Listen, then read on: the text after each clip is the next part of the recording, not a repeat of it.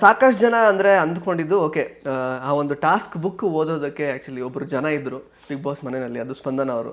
So ಈಗ task ಬುಕ್ನ ಓದೋದು ಯಾರು ಅನ್ನೋ ಥರ ಎಲ್ಲ ಕಮೆಂಟ್ಸ್ ಮಾಡಿದ್ದಾರೆ ಆ್ಯಕ್ಚುಲಿ ಹೊರಗಡೆ. ಏನು ಹೇಳ್ತಿರೋದಕ್ಕೆ? ಅದೇ ಮೊದಲನೇದು ನಾನು ಒಬ್ಬಳೇ ಓದ್ತಿದ್ದ ಅಂತ ನನಗೆ ಇವಾಗಲೇ ಗೊತ್ತಾಗ್ತಿದೆ. ಯಾಕಂದರೆ ಮನೇಲಿ ಅಶ್ವಿನಿ ಮ್ಯಾಮ್ ಸ್ಟಾರ್ಟಿಂಗ್ ಓದೋರು, ಬಟ್ ಆಮೇಲೆ ಅವ್ರ ಹೆಸರು ಕಳಿಸ್ತಿರ್ಲಿಲ್ಲ.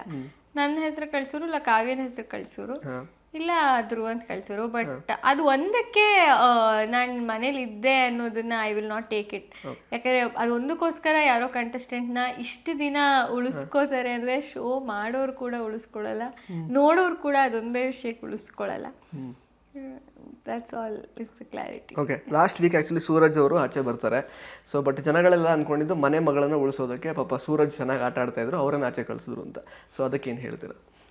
ಆ ಥರ ಪರ್ಸ್ಪೆಕ್ಟಿವಲ್ಲಿ ನನಗೆ ಸ್ಟಾರ್ಟಿಂಗ್ಗೆ ಬೇರೆ ಯಾರೋ ಬರ್ತಾರೆ ಅಂತ ಅನಿಸಿತ್ತು.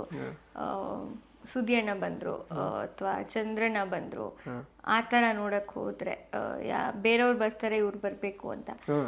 ಸೊ ಸೂರಜ್ನ ನಾನು ಉಳಿಸ್ಕೊಳ್ಳೋಕ್ಕೆ, ಬಿಕಾಸ್ ನಾನಂತ not that's the big of a star, ನಾನು ಉಳಿಸ್ಕೊಳಕ್ಕೆ ಯಾರನ್ನೋ ತೆಗಿಬೇಕು ಅಂತ. ಆ್ಯಂಡ್ ಶೋ ಮಾಡೋರು ಕೂಡ ಒಬ್ರನ್ನ ಉಳಿಸೋಕ್ಕೆ ಇನ್ನೊಬ್ರನ್ನ ತೆಗಿತಾರೆ ಅನ್ನೋದನ್ನ ನಾನು ನಂಬಲ್ಲ. ಇವಾಗ ನಾನು ಈ ವಾರ ಬಂದಾಗಲೂ ನಂಗೆ ಎಷ್ಟೊಂದು ಜನ ಹೇಳಿದ್ರು ಧ್ರುವಂತ ಬರ್ತದೆ ಅಂತನೋ.